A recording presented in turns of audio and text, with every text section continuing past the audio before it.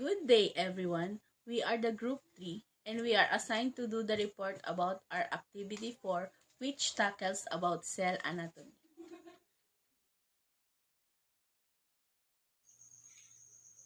The cell.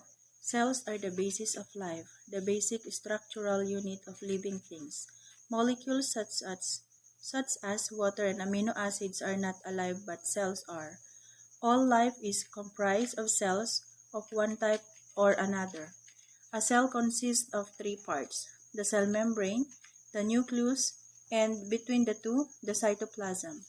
Within the cytoplasm lie intricate arrangements of fine fibers and hundreds, or even thousands of minuscule but distinct structures called organelles. Cell membrane. Every cell in the body is enclosed by a cell membrane. The cell membrane separates the material outside the cell, this is what you call the extracellular, and from the material inside the cell is called intracellular. It maintains the integrity of a cell and controls passage of materials into and out of the cell. All materials within a cell must have access to the cell membrane or the cell's boundary for the needed exchange. The cell membrane is a double layer of phospholipid molecules. Proteins in the cell membrane provide structural support, form channels for passage of materials, act as receptor sites, function as carrier molecules, and provide identification markers. Nucleus and nucleolus. The nucleus, formed by a nuclear membrane around the fluid nucleoplasm, is the control center of the cell. Threads of chromatin in the nucleus contain deoxyribonucleic acid or DNA, the genetic material of the cell. The nucleolus is the dense region of ribonucleic acid or RNA in the nucleus and is the site of ribosome formation. The nucleus determines how the cell will function as well as the basic structure of the cell. And last is cytoplasm. The cytoplasm is the gel-like fluid inside the cell. It is the medium for chemical reaction. It provides a platform upon which other organelles can operate within the cell. All of the functions for cell expansion, growth, and replication are carried out in the cytoplasm of the cell. Within the cytoplasm, materials move of diffusion, a physical process that can work only for short distances.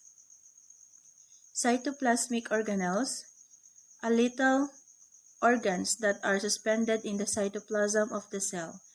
Each type of organelle has definite structure and specific role in the function of the cell. Examples of cytoplasmic organelles are mitochondrion, ribosomes, endoplasmic reticulum, Golgi apparatus, and lysosome. Vesicles can help transport materials that an organism needs to survive and recycle waste materials.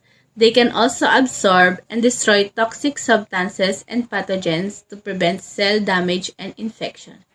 How food particles digested through vesicles? It will start from food particle taken in by endocytosis going to fusion form secondary lysosome to products of digestion and become exocytosis of waste and in our environment. What is centrosome and its function? A centrosome comprises two microtubule rings known as centrioles. Its main function is to organize the microtubules and provide a structure to the cell. It also pulls the chromatids apart during cell division. What is centrioles and centrosomes? Within the cell, a centrosome is a structure that organizes microtubules during cell division. Each centrosome contains paired barrel-shaped organelles called centrioles and a cloud of proteins referred to as the pericentriolar materials. Endoplasmic reticulum can either be smooth or rough, and in general, its function is to produce proteins for the rest of the cell to function. The rough endoplasmic reticulum has on its ribosomes. which are small, round organelles whose function it is to make those proteins. Sometimes, when those proteins are made improperly, the proteins stay within the endoplasmic reticulum. They're retained and the endoplasmic reticulum becomes engorged because it seems to be constipated in a way and the proteins don't get out when they're supposed to go. Then there's the smooth endoplasmic reticulum, which doesn't have those ribosomes on it.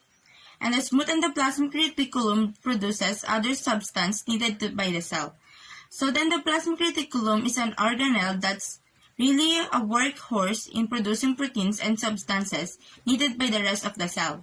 It's called Golgi complex or Golgi body, membrane-bound organelle of eukaryotic cells or the cells with clearly defined nuclei that is made up of a series of flattened, stacked pouches called cisternae. The Golgi apparatus is responsible for transporting, modifying, and packaging proteins and lipids into vesicles for delivery to targeted destination. It is located in the cytoplasm next to the endoplasmic reticulum and near the cell nucleus. While many types of cells contain only one several Golgi apparatus, plant cells can contain hundreds. Secretory proteins and glycoproteins, cell membrane proteins, lysosomal proteins, and some glycolipids all pass through the Golgi apparatus at some point in their maturation. In plant cells, much of the cell wall material passes through the Golgi as well. Mitochondria have an inner and outer membrane with an intermembrane space between them. The outer membrane contains proteins known as porins, which allow movement of ions into and out of the mitochondria. Enzymes involved in the elongation of fatty acid and the oxidation of adenine can also be found on the outer membrane. The space within the inner membrane of mitochondria is known as the matrix, which contain the enzymes of the Krebs or the TCA and the fatty acid cycles alongside the DNA, RNA, ribosomes, and calcium granules. The inner membrane contains a variety of enzymes. It contains ATP, which generates the ATP in the matrix, and the transport proteins that regulate the movement of metabolism into and out of the matrix. The inner membrane is arranged into cristae in order to increase the surface area available for energy production. This is the part of the cell. First, plasma membrane. The boundary of the cell is the plasma membrane. It is composed of a double layer or bilayer of phospholipids molecules embedded with other molecules.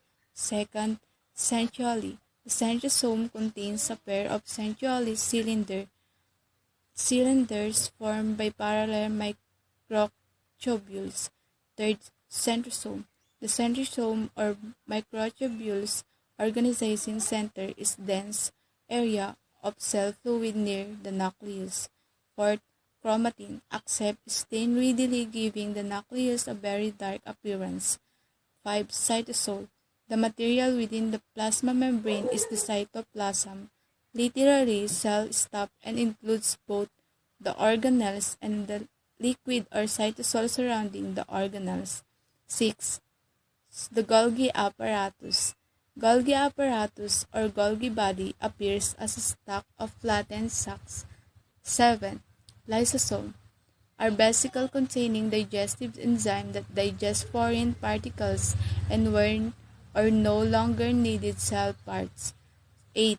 Microvilli are tiny finger-like projection of the cell that increase the membrane surface area of or more efficient absorption. Number 9.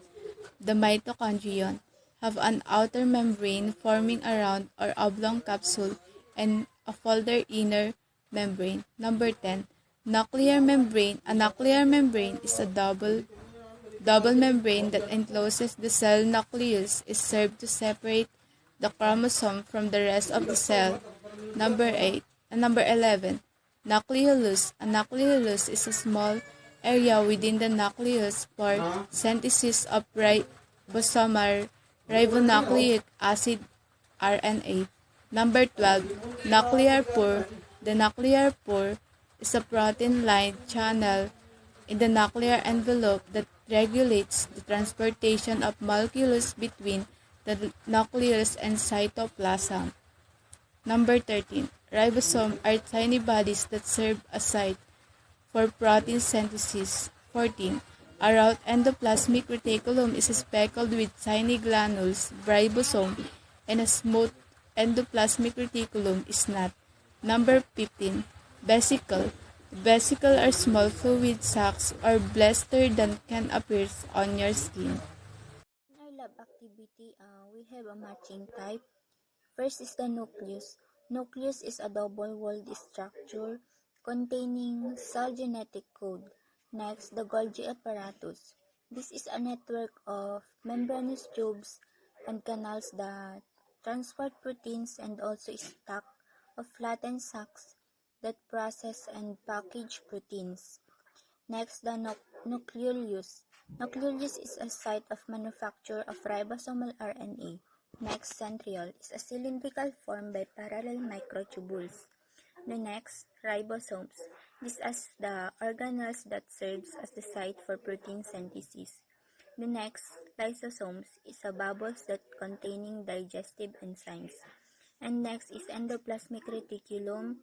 It may be rough and smooth. The cell membrane. This is to allow communication between internal and external cell environment. And last is the mitochondria. Mitochondria forms secretory vesicles. We also discussed the membranous and non-membranous. Membranous are the nucleus, Golgi apparatus, lysosomes, endoplasmic reticulum. It may be rough and smooth, and the cell membrane. And the next is the non-membranous. Non-membranous are the nucleolus, ribosomes, centriole, centrosomes, cytoskeleton, and microvilli.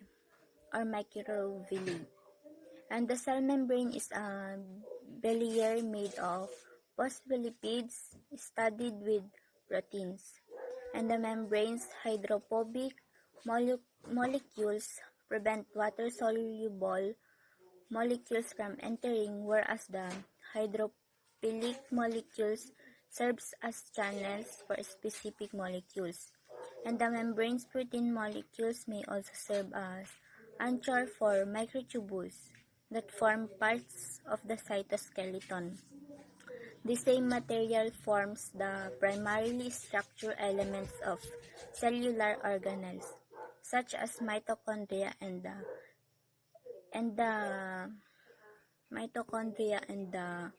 endoplasmic reticulum.